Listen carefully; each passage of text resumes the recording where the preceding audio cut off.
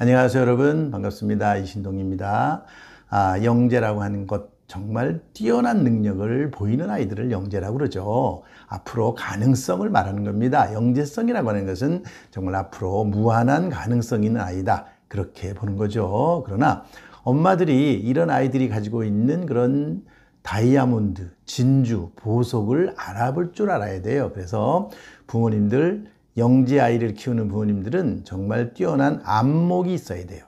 다이아몬드를 알아볼 줄 아는 그런 안목을 갖는 부모님이 꼭 되어야 합니다. 그런 부모님이 되기를 저는 항상 기대를 하고 있어요. 그런데 그 다이아몬드를 가지고 있는 자식을 키우면서도 그 아이가 가지고 있는 다이아몬드를 발견하지 못하고 그 다이아몬드의 진가를 모르시는 분이 많은 것 같아요. 그래서 조금 안타깝습니다.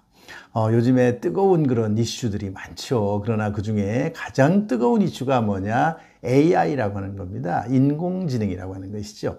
인공지능이 요즘에만 뜬 그런 단어인가요? 아닙니다. 옛날부터 있었어요. 옛날부터 있었는데 그 인공지능이라고 하는 것을 현실 속에 정말 적용을 해서 많은 사람들이 편리하게끔 자료를 찾고 또 여러 가지 자료를 종합하고 하는, 분석하고 하는 것을 인간에게 편리하게 만들어주는 그런 걸 만들어낸 것, 그것이 바로 오픈 AI라고 하는 회사에서 시작된 거죠. 그 샘 월트만이라고 하는 그런 친구가 그렇게 시작을 하는 거예요. 정말 뛰어납니다. 이 친구도 스탠퍼드 대학에 다니다가 중퇴한 친구입니다. 미국은요, 이 중퇴한 친구들이 뛰어난 아이들이 굉장히 많아요.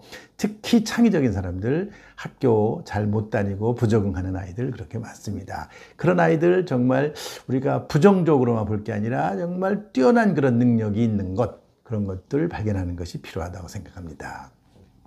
이래서 부모님들이 정말 아이들을 보는 그런 연구도 많이 하고 공부도 많이 하고 그럴 필요가 있어요. 오늘은 이런 주제로 말씀을 드려보려고 합니다. 창의성이 높은 아이들과 보통 아이들은 어떻게 다르게 생각할까입니다. 어떻게 다르게 생각하느냐. 창의성이 높은 아이들 있어요. 정말 뛰어나요. 그리고 보통 아이들 있어요. 자, 창의성이 높은 아이들 키우기 힘들다는 거 누구나 잘 아는 사실입니다. 옛날부터 지금까지, 요즘도 그래요. 저희 파워스쿨에 있는 아이들 중에는요, 몇몇 아이들 보면요, 정말 창의성이 뛰어나거든요. 창의성이 뛰어난데 부모님들은 정말 힘들어 죽겠다고 늘 저한테 아주 하소연도 하고 그렇습니다. 그러나 그런 아이들 정말 나중에 두고 보세요. 여러분들, 빌 게이츠 하버드 대학교 중퇴했죠? 여러분들 스티브 잡스 대학 다니다가 중퇴했죠? 샘 올트만, 지금 말하면 샘 올트만 중간에 포기했죠? 이렇게 학교를 포기할 때 부모님들은 얼마나 가슴이 답답했겠어요. 힘들었죠. 그러나 그런 아이들이 세상을 놀라게 하는, 세상을 변화시키는 그런 결과를 만들었어요. 자, 창의성이 높은 아이들과 보통 아이들의 차이, 어떻게 다르게 생각하는지. 이 창의성이라고 하는 것은요, 창의성이라는 말과 창의력은 조금 다른데요. 창의성이라는 말은 창의력, 그 다음에 플러스 성격입니다. 창의력은 주로 어디에 그 초점을 맞추고 있는 거냐면 사고력에, 창의적 사고, 창의적으로 생각하는 것, 그 다음에 플러스 성격, 이 두 가지가 합쳐서 우리는 창의성이라고 봅니다. 창의성. 자, 창의적인 어떤 문제 해결, 이런 말 많이 써요. 흔하죠. 너무. 그게 뭔 말인가? 논리적으로 문제를 해결하지 못할 때 우리는 어떻게 해결해야 되나요? 창의적으로 문제를 해결해야 돼요. 이런 것이 바로 창의성이 높은 아이들이 필요한 그런 아주 중요한 그런 아주 역할을 하는 그런 분야가 되는 겁니다. 여러분들, 영재고등학교, 서울과학고등학교, 서울과학영재학교, 부산의 한국과학영재학교, 이런 학교들 있잖아요. 한과영. 어떤 거 갖고 뽑나요? 아이들을 뽑을 때 창의적인 문제 해결력이 높은 아이들을 가지고 뽑아요. 창의적인 문제 해결력은 능력인데 어느 분야에서, 수학이라든지 과학이라든지 무슨 어떤 분야에서 창의적으로 문제를 해결해. 창의적으로 문제를 해결하려면 그 분야에 대해서 많은 지식을 일단 가져야 돼요. 그리고 논리적인 어떤 체계도 잘 알아야 돼요. 그래야지 그 이상으로 넘어가게 되는 것이죠. 자, 아주 창의성이 높은 아이들이라고 하는 얘기를 오늘 해보겠습니다. 단 세 가지로 제가 압축해서 말씀드리는데요. 첫째는 창의성이 높은 아이들은 확산적으로 생각한다는 겁니다. 확산적으로 생각해. 확산이라는 말이 뭔가요? 확 퍼지는 거죠. 확산적으로 생각하기 때문에 그냥 우리가 굉장히 한 가지 생각에만 몰두하거나 집중하는 아이들에 비하면 훨씬 더 다양한, 우리 아이는 도대체 이것도 생각하고 저것도 생각하고 뭐 관심이 그냥 굉장히 넓다. 관심이 굉장히 넓어요. 제 그 유튜브, 우리 그 유튜브에 어떤 분이 올리셨더라고요. 자기 아이가 굉장히 여러 것을 동시에 한대요. 여러 개를 동시에. 뭐 이것도 하고 저것도 하고 뭐 동시에 처리한다. 그런 거를 정보 처리가 논리적으로 하는 것이 아니라 굉장히 확산적으로 한다 이렇게 말을 해요. 확산적으로 한다는 거죠. 이거는 분석적인 생각하고 대비되는 말일 수도 있어요. 굉장히 쪼개고 하는 것이 아니라 굉장히 넓은 범위로 퍼져나가는 그런 생각을 하는 것이죠. 이렇게 폭넓게 생각하는 것은요, 사실 남들이 가지 못했던 곳으로 막 가게 되는 거예요. 남들이 생각하지 못한 그런 세계로 막 가는 거예요. 여러분들 요즘에 젊은 사람들이 이게 막 세계 여행을 하잖아요. 아주 확산적으로 활동하는 거죠. 국내에서 이렇게 맨날 여기서 여행도 국내에서만 다니는 거에 비해서 아니 전 세계로 나가요. 동남아도 가보고요. 그다음에 유럽에도 가보고요. 미국에도 가보고 뭐 남아메리카도 가보고요. 아프리카도 가보고요. 뭐 여러 곳을 가는 거죠. 이거 아주 여행의 범위를 굉장히 넓히는 거죠. 생각도 확산적 사고라고 하는 건 넓게 생각하는 거예요. 이 넓게 생각하는 거 부모님도 생각할 때 아주 쓸데없는 짓이라고 생각하는 경우도 있어요. 그리고 넓게 생각하는 것 때문에 골치 아픈 일도 많이 벌어져요. 왜? 정작 학교 공부는 제대로 안 하고 학교 공부가 아닌 것, 다른 것에 관해서 막 관심을 갖고 있기 때문에 걱정스러울 수도 있습니다. 그러나 이렇게 걱정스러워하지 마시고 좀 내버려 둬 보세요. 여러분들 미국에는요 이렇게 대학교를 들어갔다가 그만둔 아이들이 굉장히 많은데 그 그만둔 아이들이 성공한 사례가 너무나 많잖아요. 그런 사례들, 우리나라도 그렇습니다. 우리나라도 그래요. 그래서 이렇게 확산적으로 생각을 퍼뜨린다. 굉장히 창의성이 높은 아이들은 생각 자체가 굉장히 넓게 퍼진다. 넓게 퍼지다가 보면은 아주 굉장히 꼬리를 물고 계속해서 여러 방향으로 생각들이 퍼져나가는 그런 생각들을 한다는 거죠. 그게 아주 하나에 집중해서 분석적으로 들어가는 것과는 아주 대비적인 그런, 즉 논리적인 것이 아니라 굉장히 확산적인 창의적인 그런 생각을 한다 그런 뜻이죠. 그럼 두 번째는 뭐냐? 두 번째는요, 이렇게 창의성이 높은 아이들은요 굉장히 유연하게 생각을 해요. 유연. 이게 아니면 저거, 저게 아니면 저거, 이렇게 대비, 그다음에 대안, 이런 것들이 팍팍팍 떠오른다는 거죠. 대안.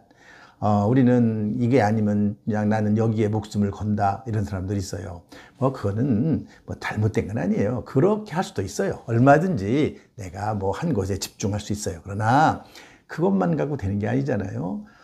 옛날 것에 자꾸 집중하면요 사실은 발전이 없어요. 미래가 발전이 없어요.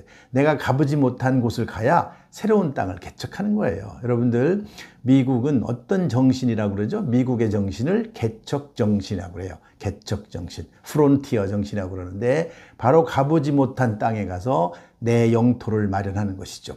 지금도 마찬가지예요. 여러분들 AI라고 하는 거 요즘에 막 뜨는데 AI라고 하는 것이 옛날에도 있었어요. 하지만 그것이 지금 와서 이렇게 인기 있는 게 뭔가요?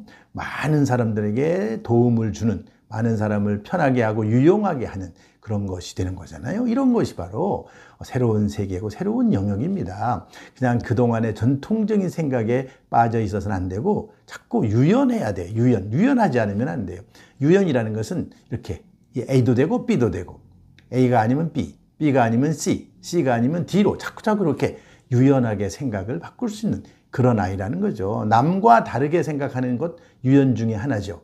그러나 또 생각을 잘 변형하는 것, 남과 다르게만 생각하는 게 아니라 내 생각을 변형하는 것도 굉장히 중요하다. 잘 변형시키는 아이들 중에 그런 능력을 가진 아이들이 있다면 그런 아이들 굉장히 우수한 아이들이고 창의성이 높은 아이들이라고 생각하시면 됩니다. 세 번째는요, 이렇게 확산적으로 생각하고 유연하게만 생각하는 것이 아니라 생산적으로 생각한다는 거죠. 생산적으로 생각해요.